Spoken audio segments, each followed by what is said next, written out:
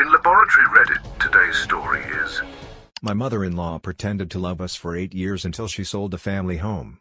Her final confession revealed a calculated plan that my husband refused to see. In retrospect, I should have noticed the signs much earlier.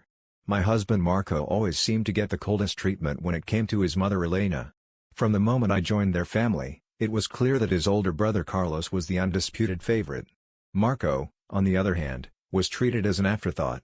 Each visit followed the same pattern. Elena's full attention was focused on Carlos, his work, his children and his recent achievements. She hardly asked Marco how he was doing, much less acknowledged any of his successes. At first, I thought it was my imagination. Maybe it was just the way he was, I told myself. Some parents are less expressive than others. When I mentioned it to Marco, he dismissed it, telling me I was reading too much into things. "That's just how it is, Mom," he repeated. Not everyone expresses their feelings openly, but it wasn't just the little things. There were important situations too, like when Marco got a promotion at work and we excitedly told Elena about it over Sunday lunch. She nodded slightly, muttering something about how Carlos had just landed an important client, completely overshadowing Marco's achievement. I saw the flash of pain in her eyes, but she quickly hid it, changing the subject of conversation.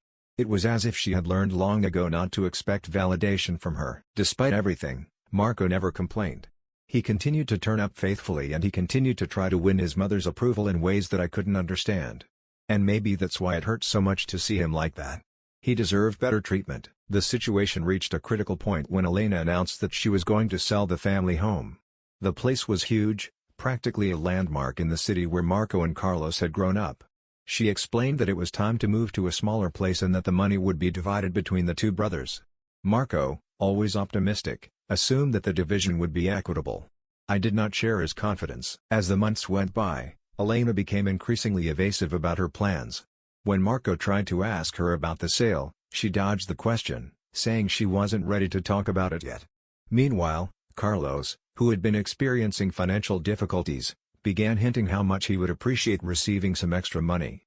I could feel a storm brewing, but Marco refused to see it. By the time the sale of the property went through, neither Marco nor I were informed until after it had happened. Elena casually mentioned over dinner that most of the money, 90% to be exact, had been handed over to Carlos. Marco sat there completely stunned as she told him he would have to work harder to get ahead. She said it with a giggle, as if it were an unimportant joke. Marco's face fell, but he didn't argue. Instead, he looked at me almost as if apologizing for her. My blood boiled. This wasn't simple favoritism. It was blatant disrespect. I tried to regain my composure, debating internally whether to speak up or let it go. I was tired of seeing Marco treated as if he were insignificant, and I was no longer going to stay silent. The journey home that night was filled with unspoken words. Marco's hands gripped the steering wheel tightly, his knuckles turning white. I knew he was upset, but true to his character, he wouldn't show it. He rarely allowed himself to feel angry when it came to his mother. For him, Elena's indifference was something he had accepted a long time ago.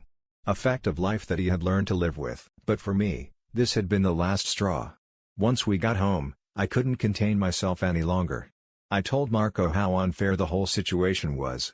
How his mother constantly ignored him, and now she had taken her behavior to a whole new level. He sighed deeply and replied that it wasn't worth getting upset about. Carlos had always been the favorite, and he didn't expect that to change. He added that he wasn't going to start a fight over money. It wouldn't solve anything, but it wasn't just about the money.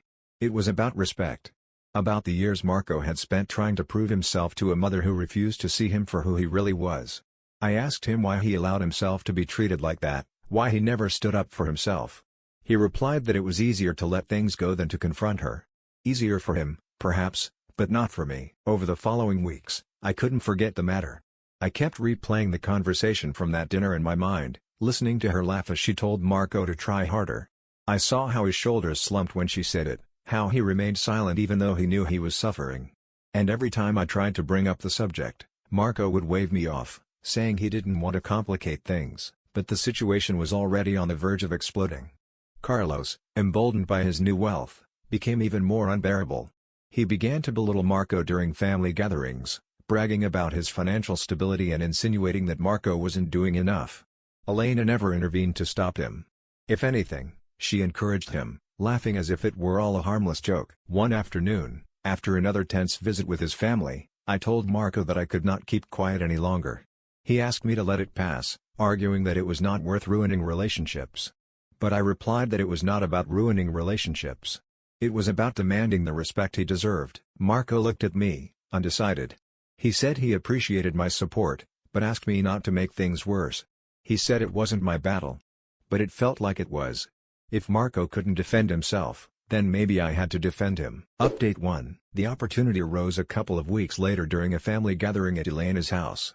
It was one of those big dinners where everyone pretended to be a happy family, although the tension could be felt beneath the surface. Carlos was in bragging mode, boasting about the investment opportunities he was exploring with the money Elena had given him. Marco remained silent, pecking at his plate while Elena listened raptly to every word Carlos said.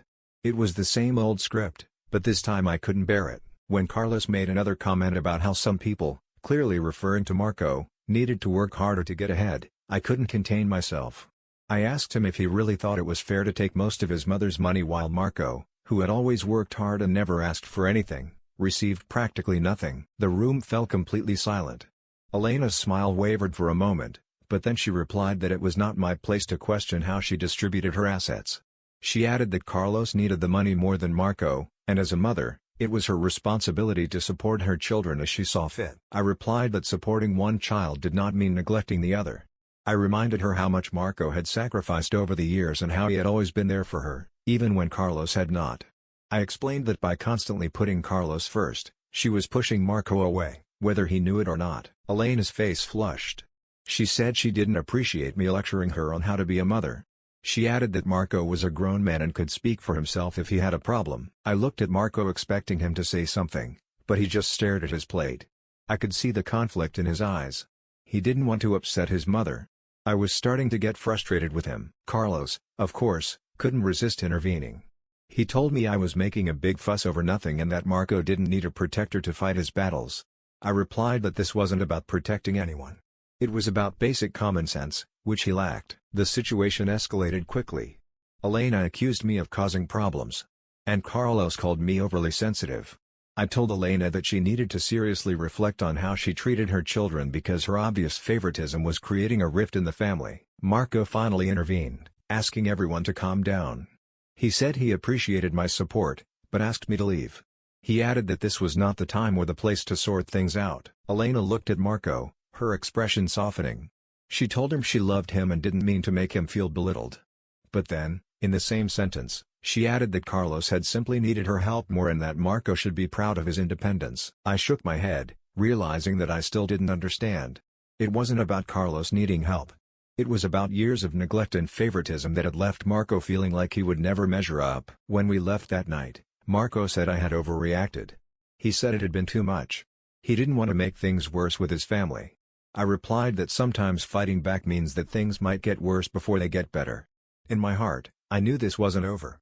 Elena might never change, but I wasn't going to let her keep treating Marco as if he didn't matter. Even if it meant creating tension, I was willing to keep fighting. Update 2. After that tense dinner, I expected some consequences, but not the kind that came. Elena didn't call Marco for days, which was unusual.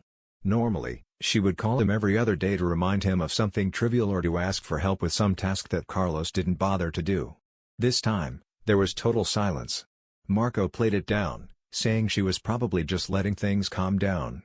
I, however, suspected that she was brooding over her anger. Sure enough, a few days later, he finally called, but instead of addressing what had happened at dinner, he began with a guilt trip. He told Marco that my outburst had embarrassed him in front of everyone. He said he couldn't believe I had disrespected him at his own home. Then he said something that really infuriated me when Marco repeated it to me later, that I was turning him against his own family. Marco naturally tried to be conciliatory. He explained that I was only trying to defend him because I cared about him. He said he didn't think I was trying to cause trouble, but Elena didn't accept his explanations. She replied that a good wife wouldn't interfere in family matters, especially when it came to money. When Marco told me what she had said, I felt a surge of indignation. A good wife? What did she mean by that? Did she think that a good wife should just keep quiet while her husband was treated like an afterthought? Marco, to his credit, defended me as best he could, but he also asked me to let it go for the sake of keeping the peace and asked if he could apologize. I gave him a look that shut him up and told him I couldn't promise anything if Carlos or Elena brought up the subject again. I said I wasn't going to stay silent and watch him be dismissed like this over and over again. Carlos, meanwhile, seemed to be enjoying the drama. He began posting photos of his new investments on social media, fancy dinners, a brand new car, and some flashy business venture that looked more like a scam than a legitimate business. He was clearly making the most of the money Elena had given him. When Marco saw one of Carlos' posts, he let out a deep sigh. He didn't say anything, but I could tell it affected him. I reminded him that he had every right to be upset. I told him he deserved better than to be treated like the family's backup plan, always expected to pick up what others left behind while Carlos reaped all the rewards. Marco replied that he didn't want to start another argument. He said it was easier to just let Carlos do what he wanted and concentrate on our own lives, but he could see how much it hurt him, even if he didn't openly admit it. Update 3: 2 weeks passed and things seemed to have calmed down, or so he thought. Elena didn't call us often and Carlos was busy showing off his new lifestyle, but then, unexpectedly, Elena called Marco and asked him to come over for a family conversation. She said it was important and that Carlos would also be there. Marco hesitated, but finally agreed to go. She asked me to accompany him, but I wasn't sure if I wanted to face Elena again so soon. However, I knew that Marco would need support, so I agreed. When we arrived, Carlos was already there, sprawled out on the sofa like he owned the place. Elena greeted us stiffly, barely looking at me as she led us into the living room. She didn't waste any time getting to the point. She said she wanted to talk about moving forward as a family. She said the tension between us was not healthy and we needed to find a way to overcome it. At first, I thought she might actually be willing to take some responsibility, but then she started talking about how I needed to apologize for my behavior at dinner. She said that I had disrespected her and questioned her decisions, and that if I wanted to be part of the family, I needed to rectify my attitude. I couldn't believe what I was hearing. I replied that I was not going to apologize for standing up for Marco. I told her that she needed to carefully examine how her actions were affecting him. Carlos, as expected, jumped to Elena's defense. He said that I was being intentionally dramatic and that I needed to stop causing problems. He added that Marco had no problem with the current situation, so why should I? That was the last straw. I told Carlos that Marco wasn't speaking because he had spent his whole life being conditioned to believe that his feelings didn't matter. I said that just because he was used to being treated unfairly didn't make it right. Elena looked furious. She said that she had always done what was best for her children and that I had no right to judge her as a mother. She added that if Marco had a problem, he should express it himself. Marco, who had remained silent until that moment, finally spoke. He said he appreciated me defending him, but he didn't want a fight with his family. He added that he just wanted everyone to move on and focus on the future. Elena's expression softened slightly when she heard that, but she still insisted that I should apologize.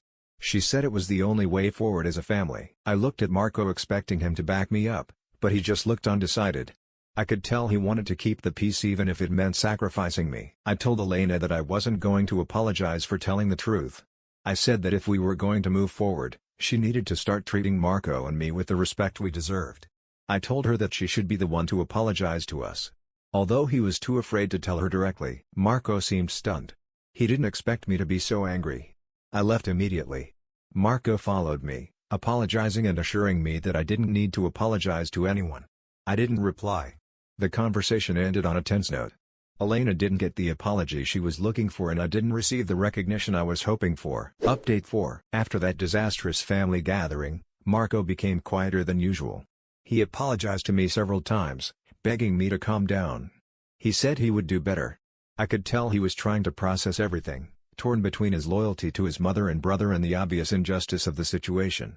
I tried to give him space, but I couldn't contain my frustration every time I saw another of Carlos's presumptuous posts or Elena's passive-aggressive messages. One night, when Marco received a call from Carlos, I only heard his part of the conversation, but it was enough to understand the gist.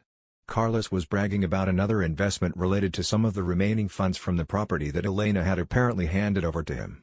Marco looked pale when he hung up. When I asked him what was going on, he explained that Carlos had decided to invest in a luxury apartment complex as a silent partner. Marco had tried to ask where the money came from, but Carlos had dodged the question, saying that Elena backed him, so Marco shouldn't worry about it. I felt my blood boil. Marco, who had been working overtime and hardly taking any breaks, was getting the message not to worry while his mother continued to channel money to Carlos.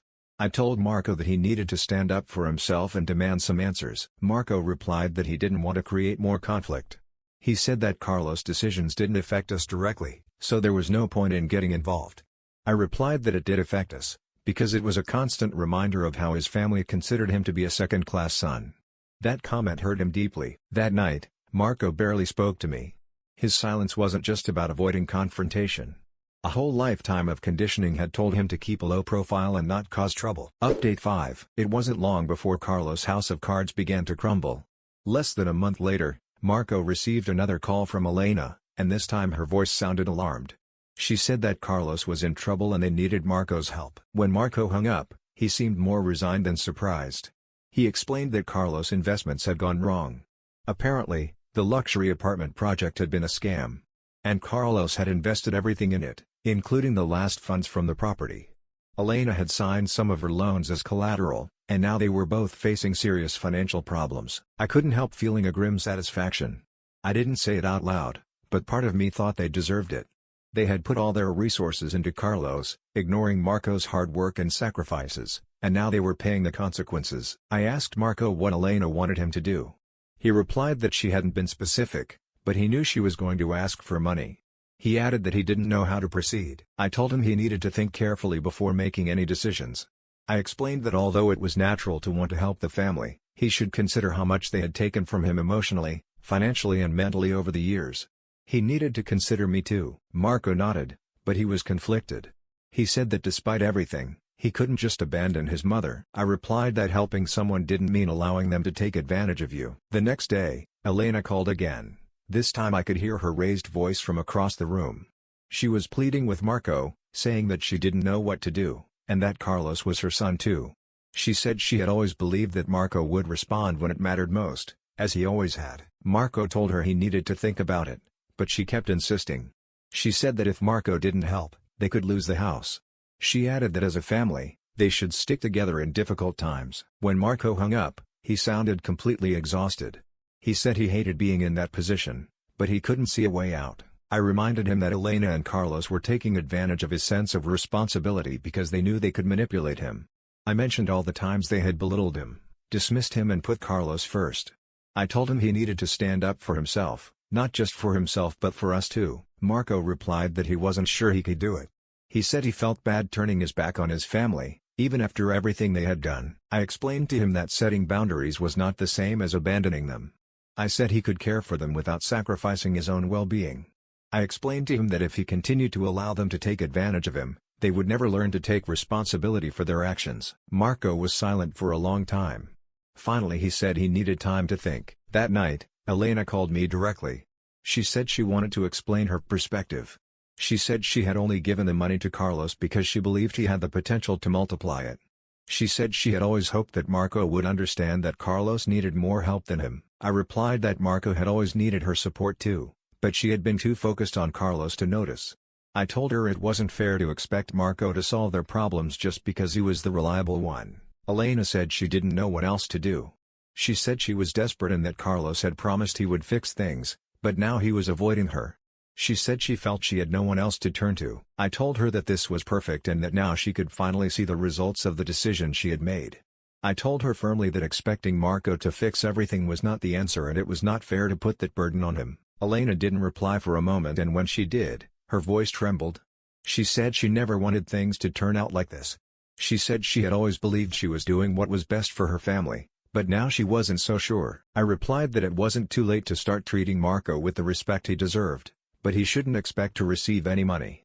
I told him that if he really wanted to make things right, he needed to stop taking things for granted and start taking responsibility for his own actions. I hoped Elena had finally got the message, but I knew it would take more than one conversation to undo years of favoritism and high-handed attitudes. Marco and I talked until late into the night. He said he wasn't sure what he was going to do, but he thanked me for standing by his side. He said he appreciated my honesty even when it was hard to hear. I assured him that I wasn't going to stop fighting for him even if it made things uncomfortable. I told him to get used to it. Update 6. It wasn't long before Elena and Carlos's financial situations deteriorated even further. The calls became more frequent, each one bringing a new wave of despair. Initially, Marco tried to ignore them, hoping that taking some distance would help him see things more clearly, but Elena did not give up easily. One night, Marco finally decided to respond. Elena wasted no time in explaining her situation. She said that Carlos had disappeared and she had not been able to contact him for days. She said she was at her wit's end and did not know how she was going to manage. Marco listened in silence. He was exhausted. Elena told him that she knew he had every right to be upset, but she begged him not to abandon her at that moment. She added that Carlos was still her son, no matter what he had done, and that as a family they had to stick together. And that Carlos would come around, but until then he needed her support. Marco hung up, and when I asked him what he was thinking, he replied that he didn't know how much more he could take. He said he felt that every time he started to move forward, his family found a way to drag him back. I reminded him that he needed to set boundaries even if it was uncomfortable. I pointed out that Elena and Carlos had made their own decisions and that he was no longer responsible for them. Marco nodded silently. A few days later, Elena showed up at our door. She said she needed to talk to Marco face to face. She told him she realized she had made mistakes, but she was desperate.